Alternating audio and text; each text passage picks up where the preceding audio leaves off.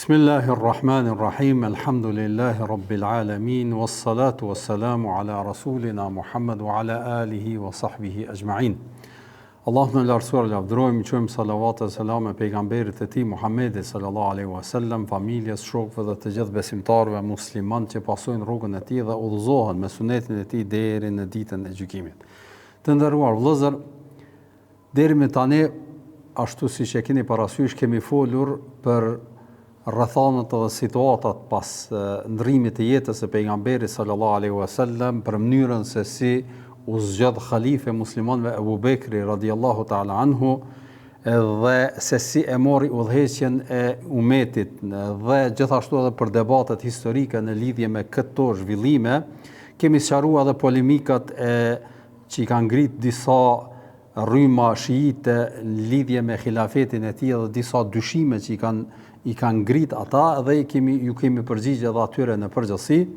E sot me lejen e Allahut do të vazhdojmë të flasim rreth asaj se çfarë ndodhi pasi që e mori në përgjegjësi khilafetin Abu Bekri radiallahu ta'ala anhu. Ju e keni parasysh që vërtet na kemi folur për personalitetin e këtij njeriu, këtij sahabiu të nderuar, dhe kemi përmendur se tek ehli sunneti konsiderohet njeriu më i mirë pas Muhamedit sallallahu alaihi wasallam, dhe kemi thënë që ky konstatim i ehli sunnetit nuk ka ardhur ashtu vetëm për shkak të emocionit apo dashurisë apo rrethanave që e kanë bërë që të jetë në atë pozitë Abu Bekri radiallahu ta'ala anhu, mirë po si rezultat i arritjeve edhe rolit të rëndësishëm që ka pas ky njeri në kohën e Muhamedit sallallahu alaihi wasallam, dhe i kemi përmend disa nga gjërat shumë theksume të cilat e nxjerrin në pa këtë konstatim, dhe e kemi sqaruar dhe e kemi trajtuar atë. Por vërtet vëllezër të nderuar, nëse e shohim ato veprime edhe zhvillime apo punë të cilat i ka bërë Abu Bekri gjatë khilafetit të tij, edhe më shumë e shton dhe e qet në pa që vërtet nuk ka qenë një njeri, në fakt domthonjë që vërtet ka qenë një njeri që ka qenë pra meritor që të jetë edhe pasuesi Muhamedit sallallahu alaihi wasallam në khilafet, por gjithashtu edhe të konsiderohet vërtet ashtu që e trajtojnë edhe ehli sunneti që ishte njeriu më i mirë pas Muhamedit sallallahu alaihi wasallam. Për arsye se khilafeti i tij zgjati shumë pak, parafërsisht 2 vite e disa muaj, 3 muaj më konkretisht. Kjo ka qenë do thotë khilafeti i Abu Bekrit radiallahu ta'ala anhu, nuk ka sundu gjatë, por disa veprime të cilat i ka bërë gjatë kësaj kohe kanë qenë aq shumë vendimtare dhe e kanë drejtu udhëheqjen edhe udhëtimin e umetit ka rruga e drejtë. Për arsye se disa vendime kanë qenë shumë sfiduese për të, edhe për rrethanat të cilat kanë qenë, po Allahu i Madhërisht ka dashur me hap zemrën këtij njeriu të dashur të tij, edhe të zgjedh atë që është e saktë, edhe t'ia qelloj, edhe kështu që si rezultat i kësaj edhe të udhtoj umeti islam ka rruga e drejtë në përhapjen e islamit edhe jashta si udhëheqëses së Arabisë në përgjithësi. Prandaj e shohim edhe atë që vërtet veprimet e tij e nxjerrin në pa apo edhe refuzojnë edhe atë pretendim të këtyre rrymave shiite të cilat thonë që vërtet Abu Bekri synimi i tij ka qenë vetëm udhëheqësa e jo diçka tjetër. E shohim që kjo nuk ka qenë asesi qasja e tij në asnjë rrethon, në asnjë situatë, për arsye se synimi i tij ka qenë vetëm me e vazhdu emanetin e Muhamedit sallallahu alaihi wasallam ashtu siç duhet. Prandaj ngjarjet që do t'i shtjellojmë apo do t'i ndjekim sot me lejen e Allahut janë kryesisht 3 ngjarje. E para është ushtria e Usame ibn Zeidit dhe çfarë ka ndodhur me të. E dyta, luftrat e rebeluesve apo në histori islame i thuhen hurubur ridda, luftrat e riddes, pra të renegatëve dhe atyre të cilët e kanë lënë islamin masi që ka ndru jetë Muhamedi sallallahu alaihi wasallam. Dhe ngjarja e tretë ka të bëjë me tubimin e Kur'anit në kohën e Ebu Bekrit radiallahu ta'ala anhu. Është edhe një ngjarje tjetër, ato janë ekspedita dhe luftrat të cilat janë zhvillu, pak kanë qenë me faktikisht romakët edhe me bizantët edhe me persianët, e këtë inshallah do të flasim javën e ardhshme për arsye se janë disa ngjarje interesante të cilat do të ndalemi pak më shumë. Sot do t'i shpjegojmë këto 3 zhvillime që thënë pak më herët nuk kanë qenë shumë vite sa ka sundu apo ka qenë khalife Ebu Bekri radiallahu ta'ala anhu, mirë po vendimet e tij kanë qenë shumë domethënëse, shumë thelbësore në udhëheqjen e umetit. Prandaj edhe disa prej shpjeguesve të sirës kur flasin rreth historiku të zhvillimeve në kohën e khilafetit Ebu Bekrit dhe asaj që ka pasur në khilafetin e Omerit, Omeri ka qenë khalife 10 vite, kurse Ebu Bekri 2 vite 3 muaj. Dhe çlirimi apo zhvillimi apo përhapja e Islamit që ka ndodhur në kohën e Omerit ka qenë jashtëzakonisht i madh. Por e tëra është si kontribut i asaj që ka vënë në temel Ebu Bekri radiallahu ta'ala anhu. Prandaj disa përshkrues sirës edhe ata të cilët përcjellin thonë vërtet Ebu Bekri ka bë punë që ja ka dorëzu khilafetin Omerit radiallahu ta'ala anhu në pjatë, domthonë gatshëm, edhe pastaj Omeri ka pas lehtë me zhvillu edhe me përhap Islamin. Për arsye se disa veprime të cilat i ka bë Ebu Bekri kanë qenë shumë vendimtare që e kanë ngulit shtetin islam, domethënë ja kanë vënë themelet edhe shtyllat e rëndësishme, pastaj Omeri kur e ka marrë përsipër nuk ka pas probleme të brendshme. Edhe më njëherë është fokusuar në përhapjen e Islamit jashtë sivillësisë së Arabisë. Vazhdojmë pra me pikën e parë, është dërgimi i ushtrisë Usame ibn Zeidit. Në fakt e kemi përmend ushtrinë e Usame ibn Zeidit që në momentet para ndërrimit të jetës së pejgamberit sallallahu alaihi wasallam, edhe kemi thonë është nis on dal. Sot do ta sqarojmë çka është do thotë çështja e kësaj ekspedite apo kësaj ushtrie në përgjithësi. E keni parasysh në vitin e 8 Hijrit. E kemi shpjeguar këtë, por vetëm po duam e kujtu, është zhvilluar një betejë që është quajtur Beteja e El Mu'ta. Kështu është quajtur, Beteja e Mu'tas e kemi shpjeguar, në e cila betejë ka qenë faktikisht beteja e parë mes pejgamberit apo ushtrisë muslimane edhe Bizantit. Pra ka qenë ballavaçimi i parë. Pse ka ndodhur ky ballavaçim? Ka ndodhur ky ballavaçim për arsye se pejgamberi sallallahu alajhi wasallam këtë vit ka dërguar delegues në për seli dhe vende të ndryshme që kanë qenë fqin të Medinës në përgjithësi. E ka dërguar një delegacion ka ana e Shamit, arabëve që kanë qenë krishterë.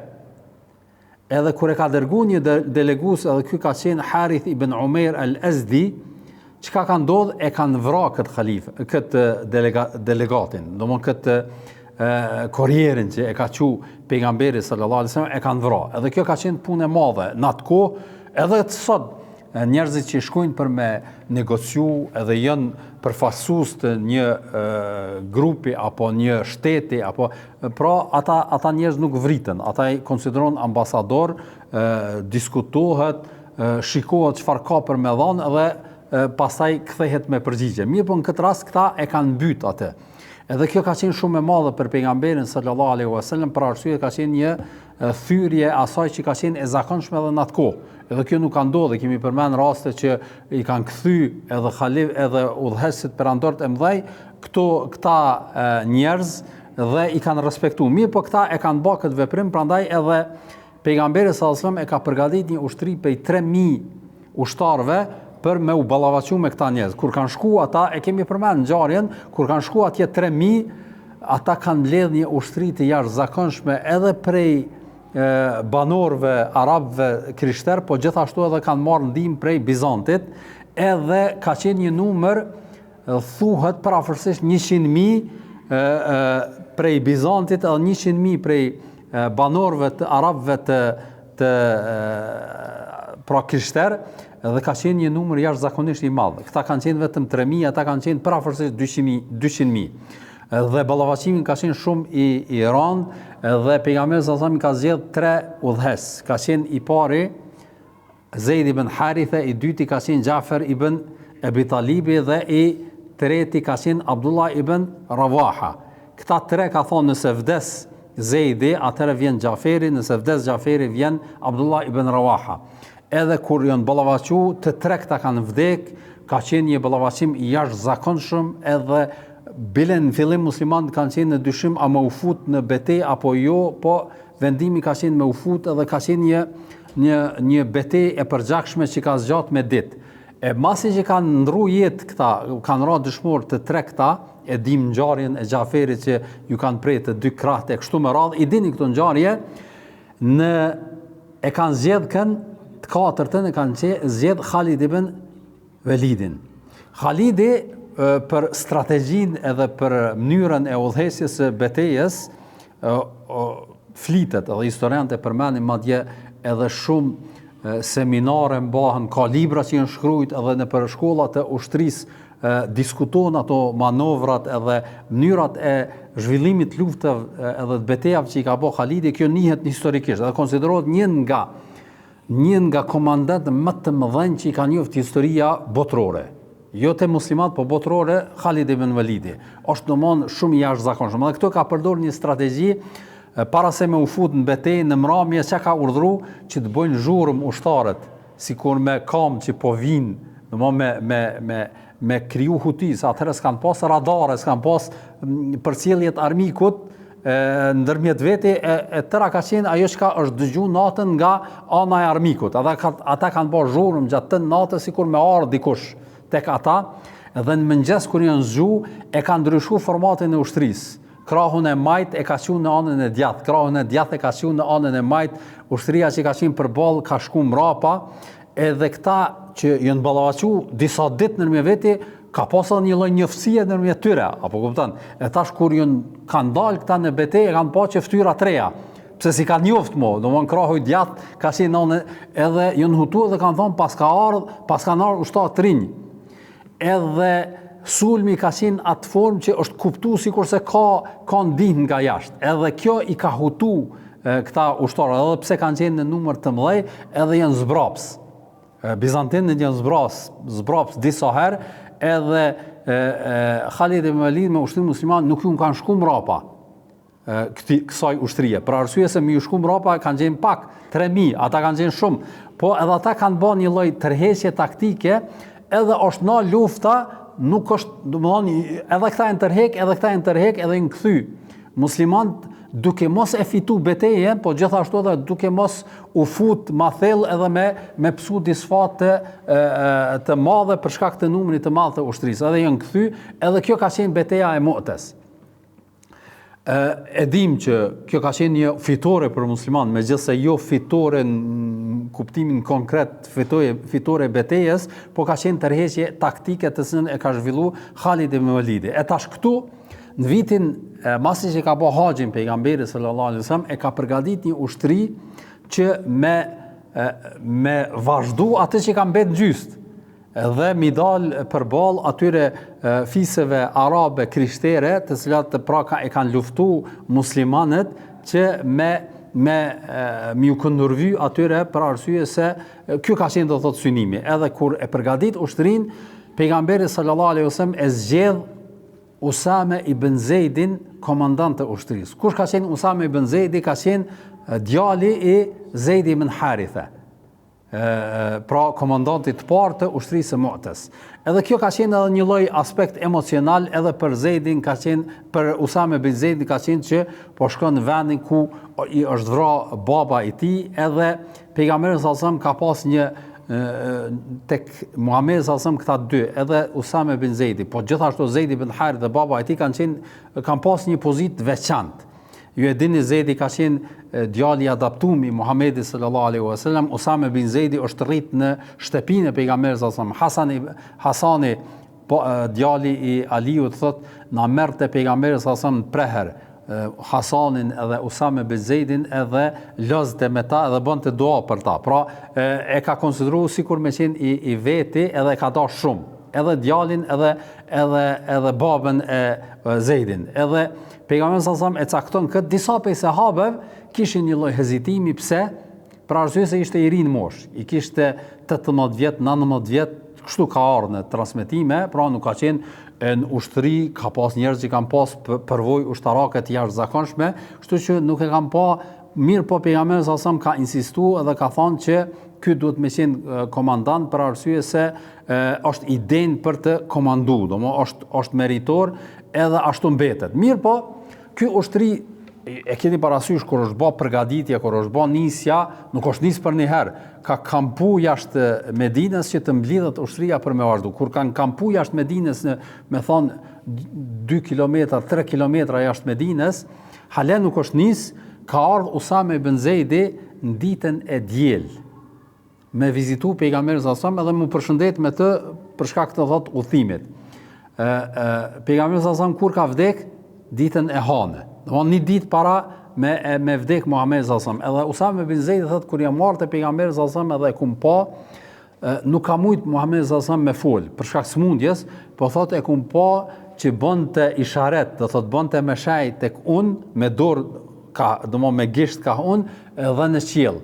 Dhe kum kuptuar që është duke bë dua për mua për me më dhon Allahu bereqet në udhëheqjen apo në këtë udhtim të ushtrisë. Edhe kështu e përshkruan Usame bin Zeid, thotë jam përshëndet me Muhamedit sallallahu alajhi wasallam edhe ka dalë në aty ku janë kampu edhe me prit edhe munis. Mirë po, të nesërmen kanë pas munis, ju ka ardhur lajmi i ndrimit jetës së Muhamedit sallallahu alajhi wasallam edhe ushtria ka mbet nuk është nis. Nuk është nis për shkak të situatës së jashtëzakonshme. Edhe kështu ka mbet, kur është zgjedh Khalife Abu Bekri, o stabilizu situata, është caktu, është bë, domthonë konsolidime gjitha ato, tash ka mbet ushtria a me vazhdu udhimin apo munis, a mu kthy. Edhe propozimi shumicës e sahabëve, prej tyre edhe Omeri radiallahu ta'ala anhu ka qenë që ushtria me mbet në Medinë. Pse?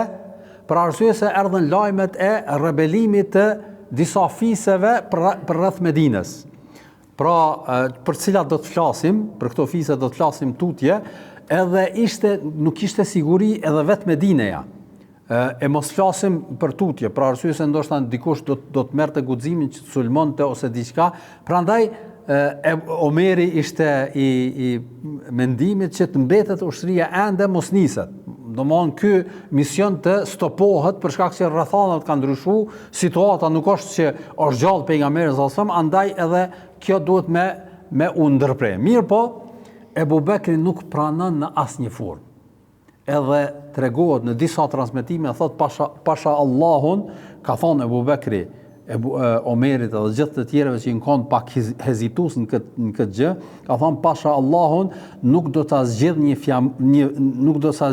një flamur që e ka lidh i dërguar i Allahut Muhamedi sallallahu alaihi wasallam. Me një fjalë, një flamur që e ka çuar nalt, edhe e ka nis pejgamberin sallallahu alaihi wasallam. Tash unë më marr edhe më thon ule poshtë edhe po kthehem, tha nuk e bëj këtë kurrë. Me një fjalë e ka konsideruar, do thotë kthim mbrapsht të një porosie dhe një kërkese të Muhamedit sallallahu alaihi wasallam. Në disa transmetime ka ardhur edhe ka thonë edhe nëse ujqit edhe e gërsirat e sulmojnë Medinën, edhe jem në rrezik që kanë me na hongër krejt, nuk do të pranoj që kjo ushtri mu kthy mrapa, ka me vazhdu prapa. Në një transmetim tjetër ka thonë edhe për nanat e besimtare, domthonë gratë e pejgamberit sallallahu alajhi wasallam ka thonë, edhe nëse gratë e besimtareve, pra gratë e pejgamberit sallallahu alajhi wasallam, nanat e besimtareve kanoset rrezikojnë prej egërsirave që mi ka për kam, domthonë mi sulmu ato, nuk do të pranoj që kjo ushtri mu kthy mrapa. Që po treguohet se sa ka qenë i vendosur edhe sa ka qenë i bindur edhe i gatshëm me qenë vend kërkesën edhe porosinë edhe urdhën e pejgamberit sallallahu alaihi wasallam në vend.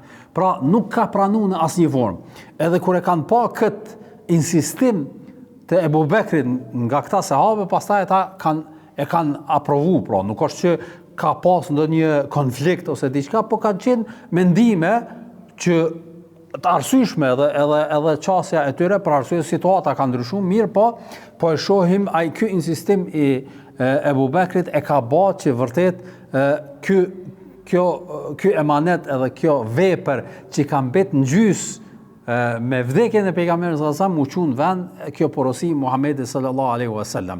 Prandaj edhe transmetohet në disa transmetime se Ebu Bekri e ka marrë për domon kërpeshi kalin e Usame bin Zeidit. Usame bin Zeidi ka qenë në kalin lart edhe ka përcjell duke mbajt deri në një pozitë ushtrin.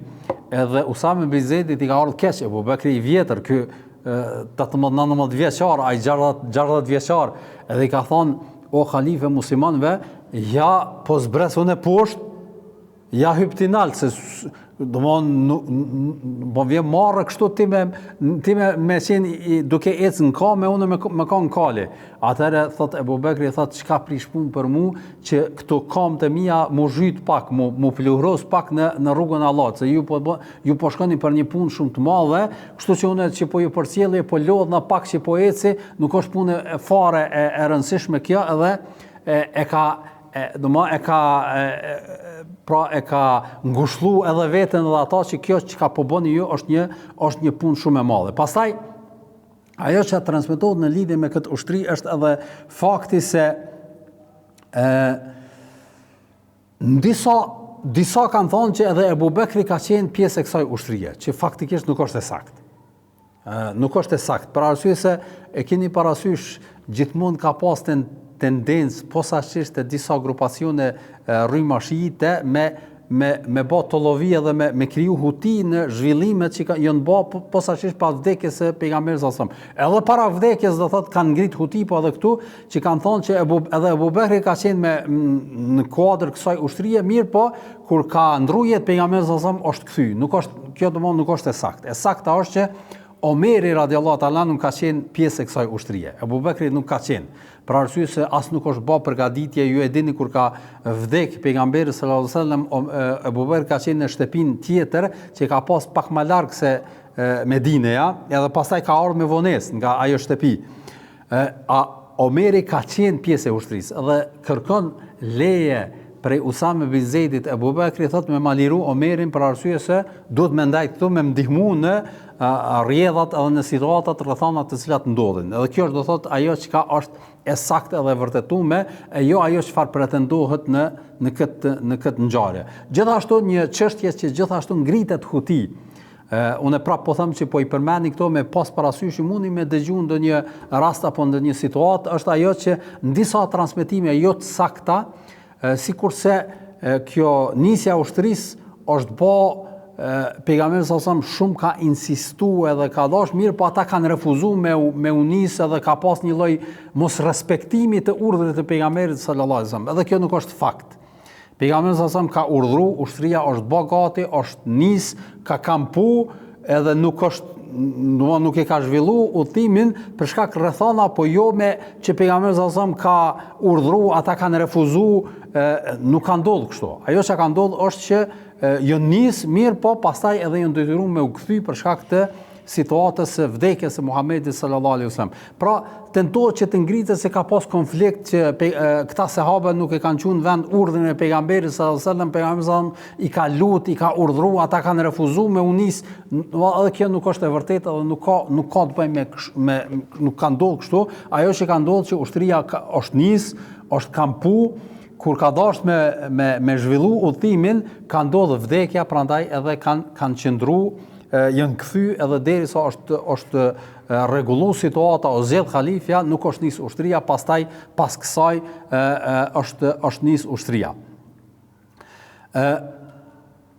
Tash ajo që është e rëndësishme ndoshta me cek që shumë përshkruesirës nuk i dhojnë shumë rëndësi kësaj çështje është se çka ka ndodhur pastaj me ushtrinë e Usamës, kur është nis, a ka luftua, s'ka luftua. Pra fokusi i shumicës qëndron në faktin se emaneti i pejgamberit sallallahu alajhi wasallam është çuar në vend, ushtria është nis edhe Abu Bekri ka zgjedh këtë zgjedhje. Mirë, po çka ka bë ushtria, këta nuk e diskutojnë shumë për faktin se vërtet ushtria është nis, ka shku deri në vend, nuk ka pas dhe një ballafaqim të madh, sikur që ka pas në betejën e Mu'tës, i vetmi ballafaqim ka qenë me disa fise arabe që kanë qenë aty, edhe o zhvilluar beteja sporadike shumë të thjeshta, edhe muslimanët kanë korrë fitore, edhe kanë fitu prej të luftës edhe janë kthy. Edhe kjo ka qenë do thot ajo çfarë o zhvillu. Nuk kanë pas humbje, nuk ka ndonjë ekses i jashtëzakonshëm apo ndonjë diçka, ka qenë do thot arritje dhe fitore, po ajo që ka qenë shumë më e madhe se kjo fitorie konkrete, materiale, ka qenë edhe vetë veprimi. Për arsye se shumë prej fiseve arabe që kanë qenë për rreth e shikonin Medinën se çka do të ndodh tash, Medinën se çka do të ndodh tash. Për faktin se muslimanët ju ka vdek udhëheci, pra pejgamberi sallallahu alaihi wasallam tash a janë të fuqishëm, a janë të përçam, a janë të dobësum, e kjo dalja e kësaj ushtrie i ka bërë që ata me kriju atë përshtypjen që këta mos me kanë të fortë, mos me kanë të bashkuar, mos me kanë të unifikum, atëre edhe të përgatitun, atëre nuk do të nxirrin ushtri jashtë Medinës, po do të rrinin brenda. Edhe kjo ka ndikuar pozitivisht që të mbrohet edhe dinjiteti dhe fuqia konkrete e muslimanëve posaçërisht Medine.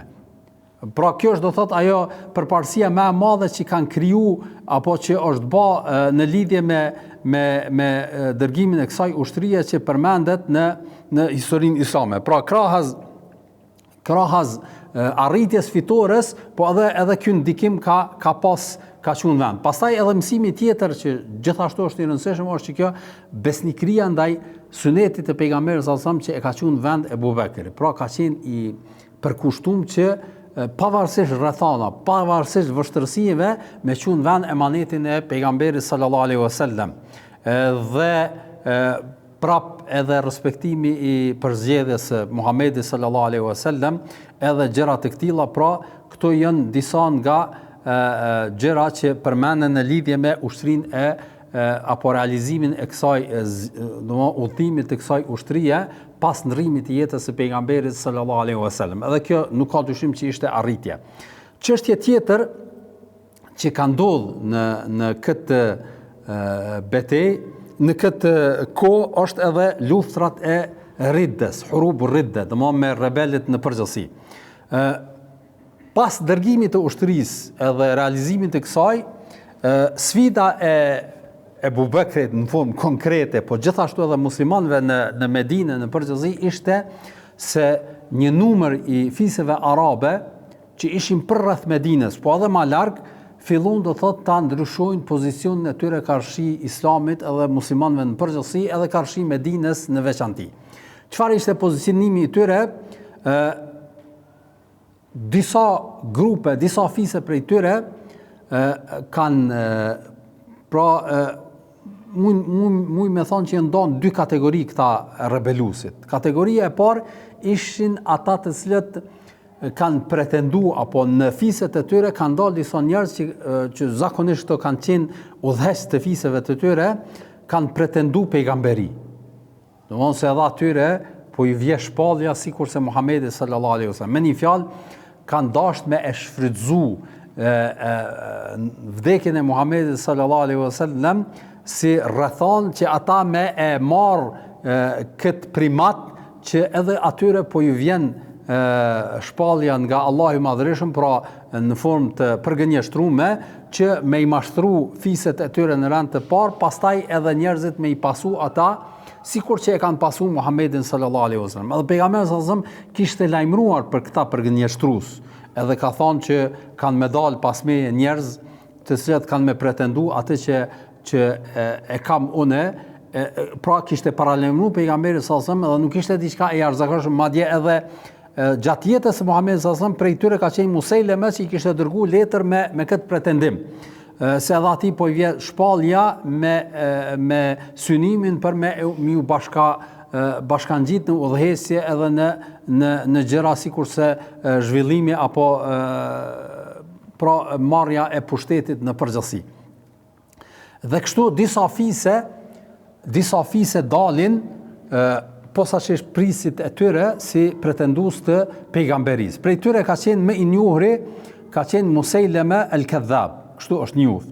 Ky ka qenë prej Banu Hanife, pra prej këtij fisi, edhe ky ka qenë që mas shumti vërtet ka pas impact, ka pas ndikim mas shumti, edhe beteja ma e rëndë, ma e vështirë që kanë zhvilluar muslimanët ka qenë me këtë fis edhe me domthonë pasues të këtij personi, i cili në fakt në fund vritet, mbytet, po ky ka qenë një njeri shumë kontroverz, fillimisht e ka pranuar Islamin, pastaj ka pretenduar që edhe atij vjen shpallja, i ka thënë letër pejgamberit sallallahu alajhi wasallam, pejgamberi sallallahu alajhi wasallam ja ka kthy letrën edhe e ka denoncuar me një fjalë, e ka tregu se është gënjeshtar, po ky ka vazhduar dhe ka mashtruar fisin e tij. Ka mashtruar fisin e tij dhe kanë filluar me e pasu, edhe pejgamberi Ebu Bekri e përgatit një ushtri të jashtëzakonshme, edhe zhvillohet një betejë shumë e madhe me këtë Musejlemen edhe me pasuesit e tij që quhet Ma'rakatul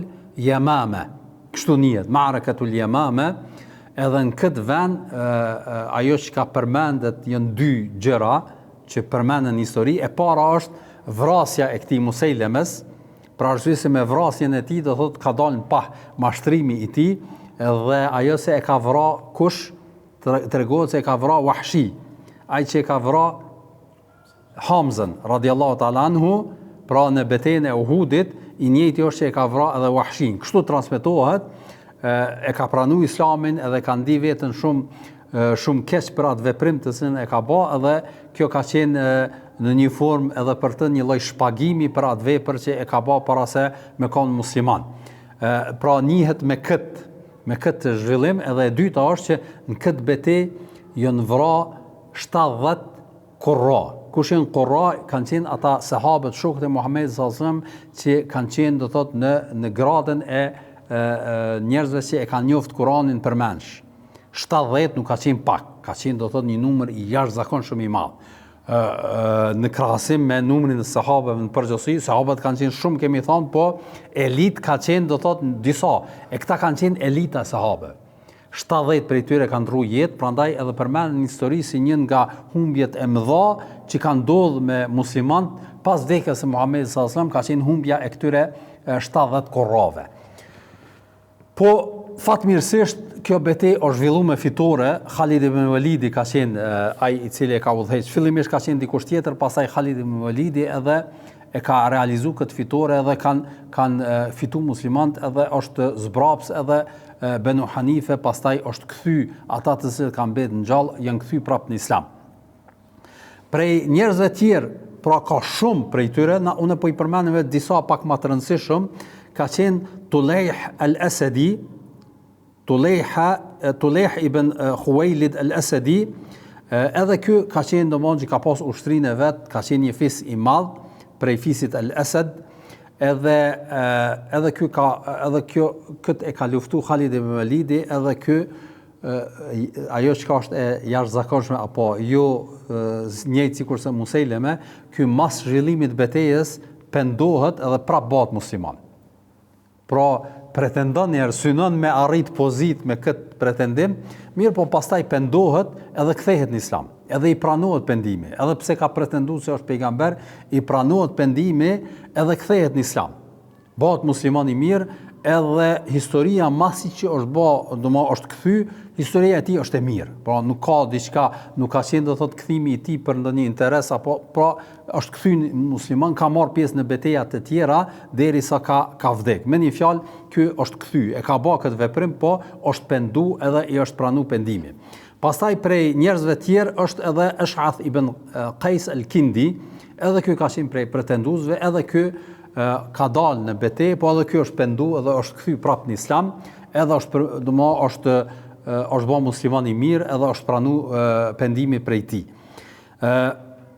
Prej pretenduesve tjerë ka qenë Aswad al-Anazi, edhe ky ka qenë në nivelin e Musejlemes, pra ka pas një grup të madh pra të pasuesve, edhe ky ka pas një pra ballavaçim në këtë ushtrinë e muslimanëve.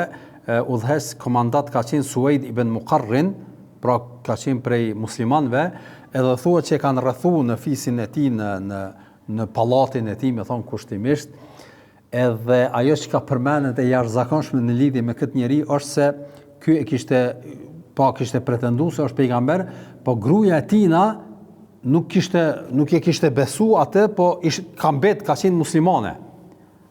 Ka qenë muslimane dhe nuk e kishte pranu atë për pejgamber, pra ka mbet në islamin e sakt. Edhe kur kanë ardhur muslimant edhe kanë rrethu shtëpinë e tij, thuhet që kjo gruaja natën ja u ka hap derën muslimanëve edhe ju fut një grup i muslimanëve ka ana mrapa e shtëpisë së tij, dhomës së tij, edhe e kanë vrarë duke qenë në gjumë, edhe ka bërtit gjatë këtij sulmi, ka bërtit. Edhe kur e kanë dëgjuar rojet që ka zhurmë, kanë trokit në derë. Ka thonë çka ka, pse po ndodh zhurmë, e tash gruaja e tij për mos mi leju me fut, ka thonë pritni se është duke jarë shpallja. Është duke jarë shpallja që mos me u fut ata. Edhe ata e nalë, derisa kanë vrarë muslimanët, edhe masi që kanë vrarë, pastaj e kanë kuptuar që ka marrë fund kjo. Domthonë ka qenë e tëra mashtrim, edhe kjo përmend në histori se çfarë ka ndodhur me Aswad al-Anazi, edhe ky pra ka dështu. Pra kanë qenë disa, neve i kemi përmend 4 prej tyre, që e kanë sfidu, pra jo vetëm Ebu Bekrin edhe muslimanët në përgjithësi, po e kanë sfidu edhe krejt islamin me pretendimin se edhe atyre po ju vjen shpallja. Kjo ka qenë kategoria e parë e rebeluzve, që faktikisht kanë qenë edhe renegat që kanë dalë prej fesë, për shkak që çdo pretendim që mas Muhamedit sallallahu alaihi wasallam ka pejgamber, do të thotë dalje prej fesë. E din këto qartë, por elhamdulillah me udhëhesjen e Abu Bekrit radiallahu ta'ala anhu dhe dërgimin e ushtarëve, pra e kanë nda ushtrinë muslimane komandantë të ndryshëm edhe ka dërgu në për seli dhe vendet të këtyre njerëzve dhe është arrit që të shuhen këto pretendime edhe të nalet dhe thot kjo val apo kjo e pretendimeve të pejgamberisë që u aktualizun për arsye se secili kur e dëgjonte për tjetrin pretendon të njëjtë me synimin e të mirave të kësaj dynjaje, udhëhesjes, pushtetit e kështu me radhë. Luftrat, kategoria e dytë e luftrave që ka zhvilluar Ebu Bekri apo janë zhvilluar në kohën e Ebu Bekrit radiallahu ta'ala anhu ka qenë ata, kjo pak kompleks ka qenë, pra këta ashiqare kanë dalë prej fesë, këta prej tyre e pranojnë islamin në përgjithësi.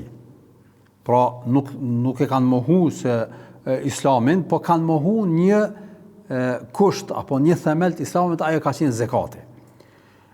Ky mohim ka qenë i ndryshëm tek këto fise. Disa e kanë mohu tërësisht. Ka thonë ky urdhër apo ky obligim financiar për me dhënë prej pasurisë së pasurve një pjesë ka qenë vetëm kohën e pejgamberit sallallahu alaihi wasallam. Mas vdekjes së pejgamberit sallallahu alaihi wasallam, na jena musliman, falum, agjerojmë, shkojmë në haxh, kreti pranojmë, mirë po zekatin nuk e pranojmë. Pse se pranojmë? Për arsye se s'kan dash me dhon prej pasurisë tyre, edhe kanë thonë që këta nuk e pranojmë, edhe na mbesëm musliman, po këta e refuzojmë. Kategoria e dytë apo njerëz, domthonë disa të tjerë nuk kanë mohu tërësisht zekatin, po kanë mohu me dhon zekatin nivelit që ja kanë dërgu pejgamberit sallallahu alaihi wasallam në Medinë. E keni parasysh, ne kemi thonë që pejgamberi sallallahu alaihi wasallam ka dërgu delegues të ndryshëm në përfise dhe e kanë mbledh zekatin dhe kanë prunë në Medinë, apo kështu ka vepruar pejgamberi sallallahu alaihi wasallam. Edhe këta kanë thonë na nuk mohojmë zekatin, mirë po e kanë mohu me dorëzu zekatin në Medinë. Kanë thonë na bëjmë me zekatin çka dojmë vetë. Edhe ka ardhur diskutimi qash në mesin e sahabeve të mëdhej, Ebu Bekri, Omeri dhe të tjerë që kanë qenë prezent, Aliu, Othmani, Ebu Ubejde, të tjerë dhe më ato, me thonë kushtimisht elita sahabeve të mëdhej, janë ra në dilemë se çka me batash me këta. A mi luftu, apo mi lanë tash, deri sa të stabilizohet situata, çka, edhe këtu propozimi i Omerit dhe disa prej sahabeve kanë qenë që mos mungut me ta. Të mirëmi një herë me këta që po përgënjësht, kanë dalë si pretendues të pejgamberisë, të mirëmi me ta, t'i lajmë ata. Pastaj mirëmi me këta. Mirë po, Ebu Bekri ka thonë asesi. Kush refuzon me dhanë zekatin, qoftë edhe një litar që e ka dhanë kohën e pejgamberit sallallahu alaihi wasallam, edhe tash refuzon me dhanë, ai do të luftohet. Për arsye se ka refuzu, domthonë një vepër, një praktik që e ka kërku pejgamberi sallallahu alajhi wasallam prej tyre. Ata kanë pranuar kohën e pejgamberit sallallahu alajhi wasallam, tash dojnë me refuzu, atëre e njëjta është edhe me neve. Për arsye se prap ajo me qenë vend emanetin e pejgamberit sallallahu alajhi wasallam. Edhe në këtë ka qenë insistues. Edhe Omeri thot i thash Ebu Bekrit radhiyallahu ta'ala anhu, çysh po don me i luftu njerëzit që po thojnë dëshmin, po thojnë la ilaha illallah, edhe Muhamedi është i dërguar i tij, mirë po ka thonë për Zotin do t'i luftoj deri në momentin që të pranojnë krejt ata që e kanë pranuar kohën e pejgamberit sallallahu alajhi wasallam.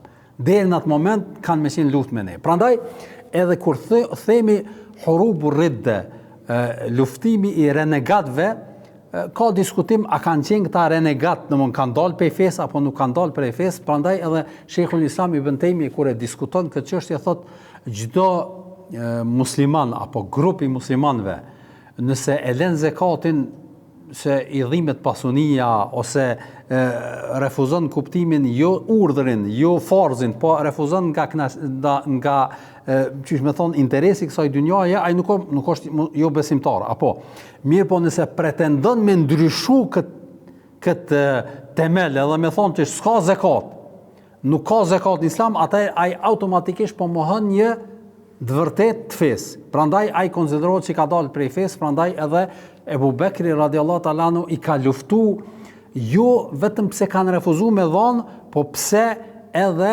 kanë pretenduar që kjo nuk është e vlefshme, domthonë kjo ka qenë vetëm kohën e pejgamberit sallallahu alajhi wasallam e jo edhe pas vdekjes së Muhamedit sallallahu alajhi wasallam, prandaj edhe janë luftu. Edhe Omeri radhiyallahu ta'ala anhu thot kur e kum pa insistimin e Ebu Bekrit në këtë punë, atëherë kum pa që kjo nuk është do thot diçka që pra është do thot një lloj ilhami, një lloj frymëzimi që e ka Ebu Bekri prej Allahut Madhërisht, prandaj edhe e kum mbështet edhe kemi vazhduar në këtë pikë të cilën ka insistuar Ebu Bekri, edhe prandaj edhe kanë vazhduar ashtu edhe janë kthy. Edhe ky ka qenë një veprim shumë domethënës në historinë islame, që një kthim shumë i jashtëzakonshëm për Ebu Bekrin radhiyallahu ta'ala anhu për me drejtu umetin ka ajo çka është e sakta. Për arsye se po të lejohej kjo formë e refuzimit që kanë bë këta njerëz, atëherë do të krijohej në Islam ajo që secili njeri që si pëlqen diçka, me lën diçka pe Islamit, me marr diçka pe Islamit. Po prej fillimit është kuptu që kjo kompaktësia që don me u fut në Islam, atëherë nuk lejohet me bë diferencim. Me thënë valla mu s'po më pëlqen 5 kohë namazit, me thonë, po çepi fali 3 kohë, ose 4 kohë, ose 2 kohë, ose jo, don me Islami jo çështu. S'ka mundësi ti me bë polemik edhe me bë manevrime çysh ta merr mendja. Prandaj edhe kjo ka ngulit në kushtetutat në Islame, në zemrat e muslimanëve, edhe në kuptimin e Islamit në përgjithësi si tërësi, që në Islam nuk lejohet me lëshu pe, me thonë që ta pe pranojmë, që ta pe refuzojmë. Edhe kjo është shumë e rëndësishme, vëllezër të nderuar, posaçërisht nëse e shohim zhvillimin e Islamit në histori, në këto 15 shekuj, edhe ajo ndryshimet të cilat kanë ndodhur tek fe tjera. E keni parasysh tek krishterët, domthonë nëse kanë ardhur në një situatë jashtëzakonshme, jo mbledh ata paria priftrinjve, edhe kanë thonë që të nën po e ndryshojmë. Edhe kanë ndryshuar. Sikur mundet me qenë shumë gjëra, edhe tek krishterët, edhe tek çyfutët ka ndodhur kjo. Për shembull, te ki tek krishterët shumë veprime që ata e pranojnë që vet Isa alayhis salam nuk i ka vepruar. Për shembull, ngrënia e mishit derrit, veprime tjera që pastaj kanë ndryshuar me plot bindje edhe e kanë domosdoshmë shumë të lehtë këtë çështje. Ose edhe tek jahudit për shembull poligamia e gjëra që faktikisht ata kanë qenë shumë pejgamberët e tyre i kanë pranuar, i kanë zbatuar dhe ka qenë pjesë e fesë tyre kur kanë ardhur priftrindit edhe udhëheqësit fetar të tyre mas shekuj më radh kanë ndryshuar, do thotë me çdo guxim, për arsye se nuk e kanë pas ngulitur që temel që i ka vënë Ebu Bekri mas pejgamberit sallallahu alaihi wasallam, që në Islam nuk ka drejt, nuk ka autoritet, pavarësisht a është udhëheqësi shtetit, apo është dietari i dietarëve, apo kush do të qoftë, nuk ka drejt me fut ndryshim në parimet e fesë. në farzët e Zotit, në urdhat e Allahut Madhërisht në Kur'an, edhe në sqarimet që i ka bërë pejgamberi sallallahu alajhi wasallam. Prandaj kjo është shumë e rëndësishme, domthonë qëndrueshmëri dhe vendoshmëri e Abu Bekrit i ka dhënë impakt, do thotë që edhe tutje në historinë islame me vazhduar që ky kompaktësi e islamit në breza deri në kohën e sotit. Edhe kështu vazhdon edhe me lejen e Allahut, edhe kjo është do thotë pjesë e asaj ruajtjes së origjinalitetit të islamit derisa të ekziston kjo botë. Pra kjo është domthonë një gjë që shumë e rëndësishme që duhet me pas parasysh. Pika e tretë ka të bëjë me, apo zhvillimi i tretë gjithashtu është i rëndësishëm, ka të bëjë me tubimin e Kur'anit që është bën kohën e Abu Bekrit radhiyallahu ta'ala anhu. E kemi përmend që pas luftave të Riddes, një prej ekseseve që ka ndodhur ishte mbytja apo vrasja, rania shahid e këtyre qurrave që ka qenë do thotë një humbje e madhe për muslimanët. E kjo pastaj i ka bë do thotë një lloj derti në mesin e sahabëve që çka do të ndodhë me Kur'anin pas gjenerata. Edhe është shumë normale ky me qenë diskutimi. Për këtë shkak këtu në këtë rast nismja e Omerit ka qenë e suksesshme. Omeri radiallahu ta'ala anhu shkon te Abu Bekri radiallahu ta'ala anhu që ka qenë halife dhe i thot që po e sheh si është situata, sahabët një numër i madh kanë ndru jetë në këto betejë të cilat janë zhvilluar dhe me kalimin e kohës ndoshta Kurani është duke u rujtur në gjoksat e tyre, po ka nevojë të kompletohet, të mbahet në një vend i kompletuar Kurani. Fillimisht Abu Bekri këtë propozim e morri me një lloj dyshimi apo me një lloj refuzimi, me thon kushtimisht, për arsye se prap ishte një veprim që se ka bë pejgamberi sallallahu alajhi wasallam. Edhe ka thonë qysh po pret ti pejme me bën një gjë që nuk e ka bë pejgamberi sallallahu alajhi wasallam. Atëherë Omeri thot pejgamberi sallallahu alajhi wasallam nuk e ka bë për arsye se nuk ka qenë e nevojshme. Njerëzit ka zbrit Kurani, pejgamberi sallallahu alajhi wasallam i ka thirr njerëzit, pra e ka përcjell njerëzit e kanë mbajt mend, është shënu, nuk ka dyshim që është shënu, edhe automatikisht rujt në gjoksat e njerëzve. Dhe këto gjoksa me kalimin e kohës do të vdesin, do të binë shahid, edhe do të paksohet, prandaj mundet edhe me ardhë në rrezikshmëri fjala e Zotit Madhërisht, prandaj ne duhet me marr hapin e duhur. Dhe kjo pastaj, pra me analizën që ka bërë Abu Bekri mas një kohe, bindet edhe Abu Bekri se është e nevojshme kjo. Pra që të bëhet Kurani në një vend. Edhe çka bën, e fillojnë në një iniciativë, edhe këtë iniciativë ja e obligojnë apo ja dhajnë emanet kujt një sahabiu që ka qenë më i ri në moshë, po ka qenë shumë i afërt me pejgamberin sallallahu alajhi wasallam, edhe ai që më shumë ka shkruajt shpalljen e pejgamberit sallallahu alajhi wasallam, ky ka qenë Zeid ibn Thabit.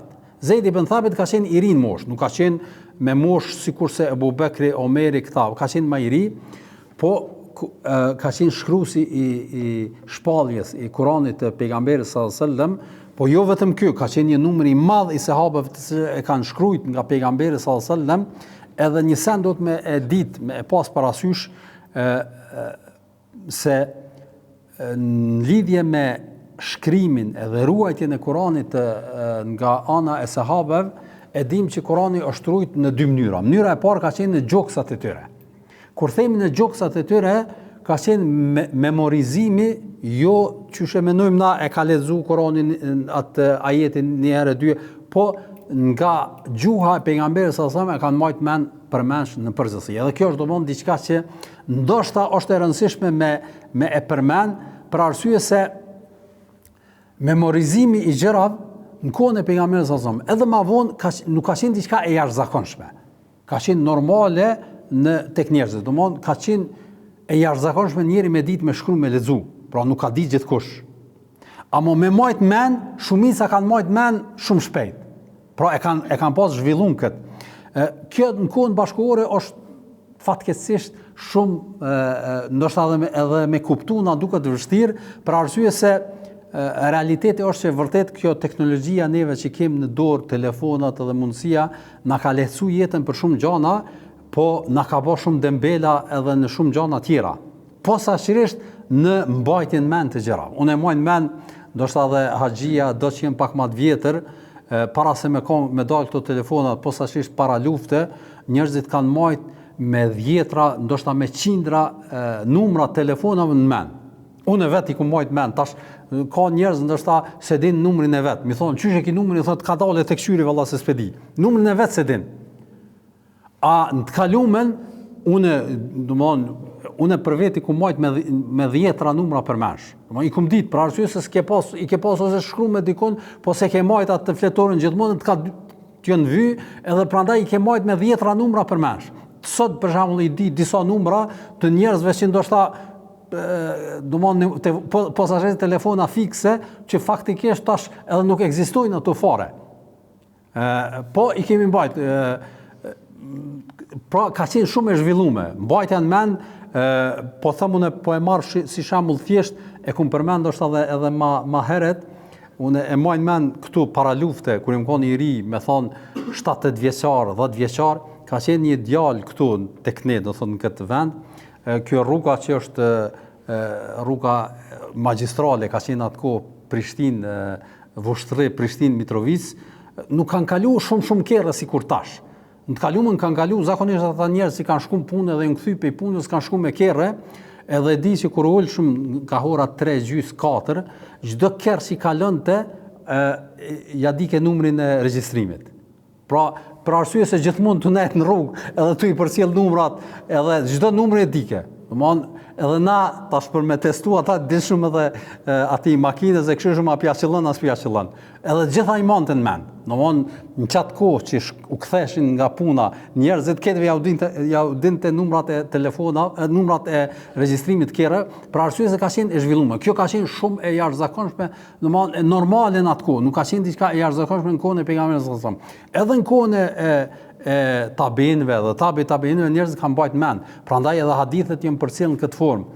Kemi përmend shembullin e Buhariut radhiyallahu ta'ala anhu që banorët e Bagdadit kur ka shkuar me vizitu Bagdadin kanë dashur me testu memorien e Buharis edhe ja kanë përcjell hadithet që janë të sakta, po çai ka ndryshuar zinxhirin e transmetuesve. Domthon emrat e një zinxhiri transmetues e kanë bardh në një hadith tjetër, ato zinxhir në hadith tjetër, kështu domthon ja kanë tullovi edhe ja kanë prezantuar Buharis në një formë sikur me vetë a janë të sakta këto hadithe apo nuk janë të sakta, që me kuptu që a e ka kuptu këtë ndryshim që ja kanë bërë domthon në hadithe të saktuara. Edhe Buhariu i dëgjon të gjitha një nga një numër të haditheve, edhe në fund kur e përfundojnë thonë ky hadithi i parë që keni thonë që është kështu, zinxhiri transmetues nuk është kjo, po është ky, edhe të gjitha i ka përmirësuar një nga një. Për arsye se memorien e kanë pas shumë të fortë, edhe ka qenë kjo edhe në mbajtjen e mend edhe të poezive, edhe të linjes së fiseve arabe, kanë qenë, do thotë, njerëzit i kanë pas zhvilluar këto njohuri edhe memorizime që për kohën bashkëkohore kur flasim për këto mendojmë që janë diçka gjana të pamundura. A nuk është ashtu? Për arsye se ka qenë diçka e zakonshme edhe e lehtë për ta, e ndoshta shumë e rëndë për neve. Prej gjërave që na edhe sot për shembull e shohim kur i thu ndonjë njeriu që s'është musliman apo s'ka lidhje me Kur'anin, që më thonë që filani e din përmend Kur'anin, i duket e pabesueshme. Domthon prej fillimit deri në fund me lexu Kur'anin pa gabime edhe mos me pas nevojë me u kthy me lexu, i duket diçka që e pamundur. Ka shumë raste ndoshta ju kanë ndodhur nëpër YouTube e nëpër sene me dëgju që ju duket domthon që kjo s'mundet me ndodh. A faktikisht te na është, me thonë, ndoshta te na në Kosovë nëpër rajon nuk është ndonjë kulturë shumë e zhvilluar, mirë po nëpër vende ndryshme arabe, muslimane, kjo është domthon diçka që është pjesë e kulturës së tyre në përgjithësi. Edhe tek ne ka zhvillim, po jo edhe aq sa ndoshta duhet me i kushtuar rëndësi kësaj çështje. Prandaj, pse e bëra këtë hyrje, e bëra për me pas parasysh që Kurani fillimisht është ruajtur në gjoksat e muslimanëve, sahabeve në përgjithësi. Kanë zbritur 10 ajete, edhe i kanë mësuar sahabët komplet, edhe kanë ditë që këto ajete janë kësaj sure.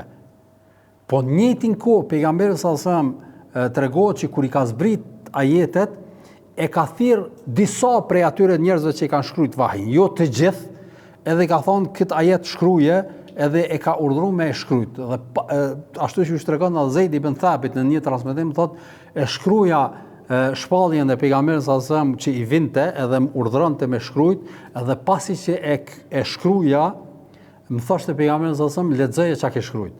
Edhe thot e lexoja, edhe nëse kishte dikun diçka që se kom shkruajt mirë, ma përmirësonte pejgamberi sallallahu alaihi wasallam. Edhe ajo çka është e domosdoshme me pas parasysh në këtë rast është se po të ndodhte edhe ndonjë gabim eventual, atëherë Allahu i Madhërisht me shpallje do ta përmirësonte nëse ndodhi do thot ndonjë gabim qoftë i qëllim, qoftë edhe i pa qëllim. Për arsye se ata kanë qenë njerëz. Prandaj edhe kemi ajete në surën Al-Haqqa, ajeti 44 ku Allahu i Madhërisht tërheq vërejtjen që këtu nuk ka mundësi me ndodh ndryshim. Për arsye se ndërhyrja e Allahut të Madhërisht është e menjëhershme. Dhe kjo është domosdoshmë shumë e rëndësishme që disa njerëz prej sahabëve që kanë ditë shkrim dhe lexim e kanë shkruajt. Dhe kanë shkruajt këtë Kur'an në përlkura të kafshëve ose në për fleta të palmave apo edhe në për ashta kocka të eshtrave të ndryshme e kanë shkruajt edhe e kanë ruajt në shtëpitë e tyre. I kanë ruajt domthonë pjesë të ndryshme që ka qellu edhe ka qenë prej shkruesve të shpa, e ka shkruajt edhe ka marrë ka çuar në shtëpi, nuk e ka dorëzuar pejgamberi sallallahu alajhi wasallam, e ka çuar në shtëpi vete. E kërkesa e Omerit, respektivisht Ebu Bekrit radiallahu ta'ala anhu ka qenë që Zeid ibn Thabit me shpall do thotë që çata njerëz që kanë domon që so shkrime me i dorëzu dhe me i prezentu para Zeid ibn Thabitit. Edhe filloi njerëzit me i dërgu. Edhe ata njerëz që i bin këto që kanë pas shkrume se cili prej janë njoft edhe ata njerëz që kanë shkruajt janë detyruar mi pas dy dëshmitar. Që çajo pjesë e Kur'anit, jo Kur'ani që apo thuhet aty. Për arsye se thanjen e kanë ditë krejt. Mirë po ajo që është e shkruajt, për arsye se shkrimi i Kuranit është pak më specifik. Domthonë që ajo që po shkruhet aty, në qatë lkur apo në qatë kosk apo në qatë flet, ka o detyruar mi pas dy dëshmitar që më thonë që jam kom prezent kur e ka shkruajt.